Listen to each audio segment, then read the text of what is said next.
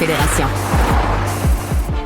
Il aurait été une des figures de proue là, des Alouettes de Montréal au cours des dernières années, notamment dans la dernière Coupe Grey, annoncée hier, avec émotion quand même, son retrait du football professionnel, sa retraite. Marc-Antoine Dequoy, maraudeur des Alouettes, jusqu'à hier est avec nous. Salut Marc-Antoine. Salut, M. Dumont. T'as bien dormi? Ah oui, très bien dormi. C'était une très longue journée, donc ça a été un sommeil assez facile à aller chercher. Il y avait beaucoup d'heures de sommeil qui manquaient dans les derniers jours. Je comprends. Mais dans le sens que t'es vraiment à l'aise. Ce matin, tu te relèves, la décision est annoncée, t'es bien avec ça, là. Ah oui, non, définitivement. Puis c'est ça que je pense qui est le sentiment le plus agréable dans ça, c'est de savoir que tu as fait la bonne décision puis il n'y a pas de regret. Tu sais, c'est vivre avec du regret, c'est quelque chose de très difficile. Donc en ce moment, j'ai aucun sentiment proche de ça, c'est que du soulagement. Puis c'est surtout la vague d'amour que j'ai reçue qui est assez hallucinante, ça m'a fait capoter. Donc je suis vraiment bien, j'ai pris la bonne décision pour moi. Parle-nous de ça quand on dit, c'est une phrase comme toute faite, là, le corps suit plus, tout ça, mais parce que, mettons, au tennis, là, tu peux jouer jusqu'à 40 ans, au hockey, souvent 36-37, il y en a qui dépassent ça, mais le football, c'est un sport, puis je suis un grand fan de football, là, mais c'est un sport incroyablement tough, là, incroyablement dur pour le corps. Ouais. C'est drôle, tu dis ça, parce que, tu sais, mon agent m'a dit, tu sais, disons que t'es dans un sport différent, puis tu joues au golf, tu es comme, gars. Tu fais Ça une reste dernière 20 ans. année, tu peux faire, tu sais, tu peux faire peut-être une dernière année, tu peux te permettre peut-être de dire ton dernier au revoir. Puis la réalité du football, c'est que c'est tellement dur physiquement, puis c'est un sport de contact qu'on joue. C'est un sport que, surtout en défensive, le jeu se termine avec un contact. Puis le jour que tu arrives puis que tu es hésitant, tu te blesses puis c'est dangereux. Ça fait 26 ans que je joue à ce sport-là. J'ai eu des milliers de contacts dans ma carrière et je sais ça prend quoi pour en faire un, mais aussi c'est quoi l'impact sur le corps. Puis j'étais rendu au point que je le sentais vers la fin de la saison. Je jouais avec des blessures, mais je le voyais aussi sur le terrain, puis je le voyais dans mes performances que ça diminuait parce que je suivais plus. Puis après ça, tu sais, je me dis, il y a quelque chose aussi de qu'est-ce que je veux laisser comme image, puis qu'est-ce que je veux laisser sur le terrain. Puis moi, l'impression que je laissais n'était pas l'impression que j'aimais. Puis surtout, le sentiment que j'avais quand je jouais les matchs, je sentais que j'étais plus à 100%. Puis c'est difficile de se l'admettre un peu, je pense. Je sais pas si les gens qui ont déjà pris leur retraite ou qui ont été plus proches de ça, des fois, on se ment nous-mêmes, on pense qu'on est encore dans le beat, mais c'est difficile de se l'admettre. Puis tu sais, je suis dans 100% la transparence puis l'authenticité. J'ai mis l'ego de côté puis je suis honnête avec moi-même puis je sais que malheureusement, je peux plus suivre ça. Mais tu prends-tu ta retraite avec l'idée, puis je te pose la question parce que je l'ai entendu de d'autres, que, je veux dire, peu importe ce que tu fais, là, tu viens commenter du sport dans les médias, tu vas peut-être commenter une Coupe Grey, mais que tu ne revivras plus jamais l'émotion d'être avec une équipe, le chandail sur le dos, tu sais, mettons, quand tu gagnes un match, une série, un match de série, ou évidemment la Coupe Grey, le summum, mais je veux dire que ça, c'est comme quelque chose, un feeling, une force de feeling unique que tu revivras plus. Ça a été une crainte de moi, puis je pense que c'est la plus grande crainte des joueurs de football. C'est une très bonne question. C'est ça qui nous fait peur. C'est ce sentiment de fraternité-là dans le vestiaire, de plus vivre des émotions fortes. Tu sais, pense à ça. Là, tu joues devant des fois là, 25 000, 30 000 personnes, dépendamment des stades. L'énergie est vraie. C'est quelque chose qui est palpable. C'est dur à expliquer, mais tu sais, jouer dans un stade vide, puis jouer, puis il y a 30 000 personnes, même si ça parle pas, tu ressens quelque chose. Il y a quelque chose que le corps humain dégage. C'est l'ambiance, c'est vrai, c'est tangible, puis c'est ça qui va me manquer. Sortir du tunnel aux Alouettes de Montréal, tu sais, c'est quelque chose de spécial, puis unique, puis c'est sûr que ça va me manquer.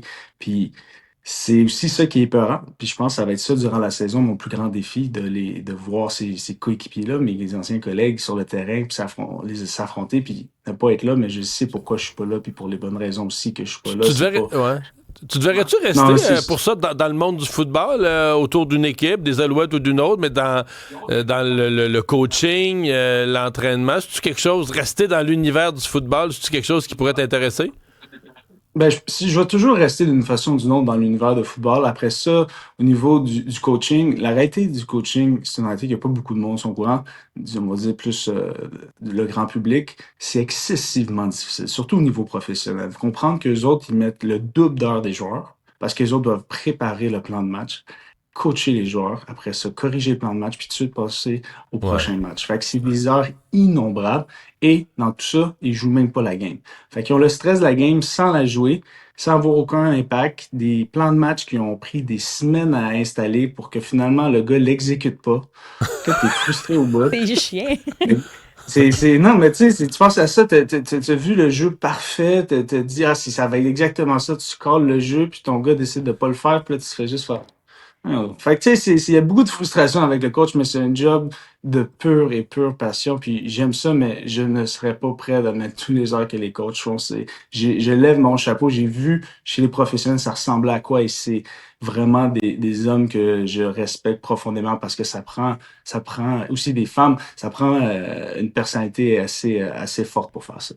Il y en a qui soumettaient l'idée d'une participation aux Jeux olympiques de Los Angeles en 2028 avec l'équipe de flag football. Est-ce que c'est quelque chose de plausible?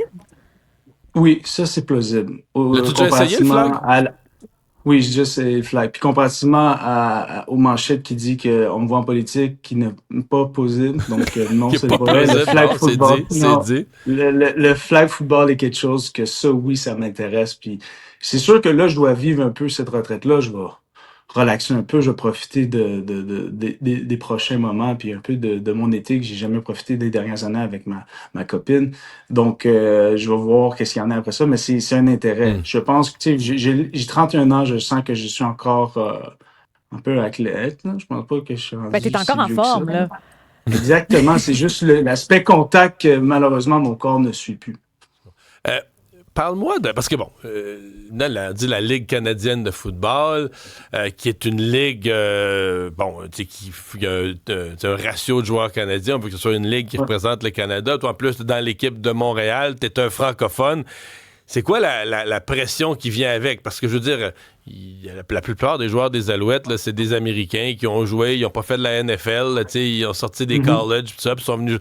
Fait que, tu sais, je sais pas qu'on on les aime, là, on va assister à un match des Alouettes, ils font un bel attrapé, le wide receiver, le receveur de passe fait un bel attrapé, on est bien content. Mais il reste que l'image de l'équipe, c'est quelques noms. Tu sais, il y a eu Brodeur Jourdain. Là, dans les dernières années, ça a été beaucoup toi, quelques autres, mais vous êtes, quoi, 2, 3, 4, là. Tu sais, en plus Mhm. déjà des Canadiens, en plus des Canadiens, des francophones. Est-ce que vous le sentez comme, est-ce que les autres joueurs vous donnent un statut? Est-ce que tu parlais de rentrer dans le stade, là, mais tu sais, tu rentres dans le stade, les gens dans la foule, là, c'est des Québécois francophones pour la plupart comme toi. Est-ce que ça met une pression supplémentaire? Euh, la réalité, c'est que la pression est là. Puis quelque chose avec la pression, c'est est-ce que tu vas laisser cette pression-là monter à un niveau un peu incontrôlable ou ça va te pousser à donner le meilleur que toi. Puis je veux dire avec les Américains, eux autres, comme tu l'as dit, généralement à 95% d'entre eux, c'est des gens qui ont fait la NFL ou qui ont essayé la NFL puis ça n'a pas marché puis ils sont ici. Fait qu'ils ont joué dans des stades de 55 000, peut-être 60 000. Il y a du Au monde qui a joué college, ils dans ont peut-être des joué dans du 100 au 000. college, là, tu le sais, puis il y en a à 100 000, tu sais comment c'est, ceux qui savent, là, le college football aux États-Unis est hallucinant. Fait que Fou. quand ils viennent ici, je veux dire, eux autres, c'est un autre pays, personne ne les connaît. Fait que, tu sais, il y a moins ce stress-là, c'est comme un peu une deuxième ligue. Après ça, si tu fais quelques années, là, tu commences à vraiment réaliser que c'est aussi du haut niveau parce que c'est tous les mêmes joueurs que tu jouais contre à l'université qui sont rendus au college et qui ne sont pas fait de la NFL. Puis les joueurs canadiens sont bons. Fait qu'il y a un aspect différent que nous, les Québécois, qu'on a.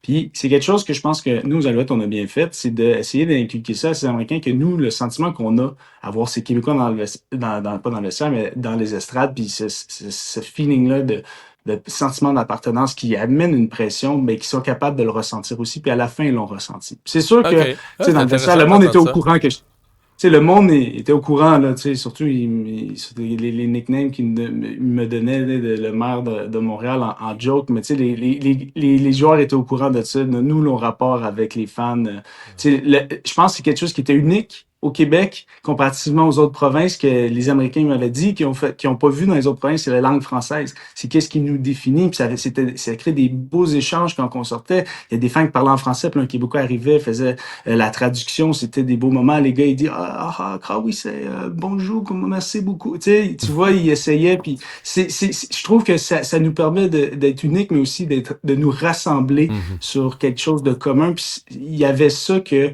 on essayait de vraiment leur faire ressentir cette fierté-là que nous, on avait s'ils étaient capables de l'avoir eux autres aussi, même Ben, s'ils ne parlent même pas un mot puis- français. Personne n'oublie le discours Gardez-les votre anglais. Julie nous a texté au 187 Cube Radio. J'imagine que ça, tu dois encore t'en C'est faire sûr parler. que quelqu'un allait le ramener dans notre messagerie. Ce moment unique. Ah ouais, non, ce moment, je ne vais jamais l'oublier. Ouais. Hey, et qui va gagner le Super Bowl? Ben, je veux dire, si on va avec la logique en ce moment, la meilleure équipe, c'est les Seahawks. Par exemple, j'ai un penchant pour Mike Vrabel. Je trouve que c'est un excellent coach à sa première année, qu'est-ce qu'il fait. Donc, oui, mais autant que tout le monde déteste les Patriotes, moi, j'aime voir des histoires comme celle-ci. Peut-être je suis un gars de sous-estimé. Mais tu vois, je sais moi, pas je pourquoi. déteste les Patriotes, mais j'aime Mike Vrabel, tu vois, fait que je suis dans le même... je suis Ouais, exactement même dans ce bateau. cas-là, mais je pense quand même que les Seahawks vont les massacrer dimanche. Hey, merci Marc-Antoine, Je sais bonne pas chance. si- Tu Ça fait penses pas qu'ils plaisir, vont les merci beaucoup. massacrer? Tu penses que ça Ben, pourrait je être sais serré? pas, un massacre. Ben, je sais pas. Ben, en même temps, l'année passée, je m'attendais pas à un massacre, puis c'en était un aussi Ah. par les Goats. Mais non, sérieusement, c'est quand même une équipe qui est très bien coachée. On peut pas, je pense pas que ça va être un massacre, mais ça reste quand même, que c'est définitivement les Seahawks qui ont l'avantage, selon moi. Mais c'est jamais regarde les Patriots contre les Giants quand ils ont eu leur saison parfaite. Ils ont perdu aussi. C'est la C'est beauté vrai. du Super Hey, Bowl, c'est un match, le football. c'est juste un match. Hey, salut!